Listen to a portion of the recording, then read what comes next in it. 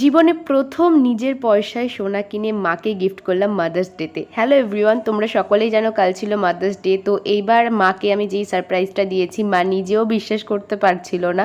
তো যাই হোক, দেখো রাত 12টার সময় মাকে ডেকেছি জাস্ট শুতে যাওয়ার আগেই, আর এখানে বুনো নিয়ে রোজ পেটেলসগুলো মায়ের গায়ে ছড়াচ্ছিল। তারপর দেখো কি হয়। এই নাও, এটা আবার কি এত সোনার জিনিস? দেখো জীবনে প্রথম সোনা মার জন্যই কিনেছি, যেটুকু কিনেছি। সোনার জিনিস কিনেছিস? সত্যি সত্যি? না না, মিথ্যে মিথ্যে। হলমার্ক আছে, দেখে নাও, সত্যি সত্যি না বিশ্বাস হয়ে যাবে। এটা কিনেছিস কেন? বলছে, ভালো করেছি, নাও তুমি পরে দেখো তো হয়েছে নাকি। আমার হাতে হবে না। হ্যাঁ হবে। তোমার তোমার চুড়ি নিয়ে গেছিলাম আমি, চুরি করে।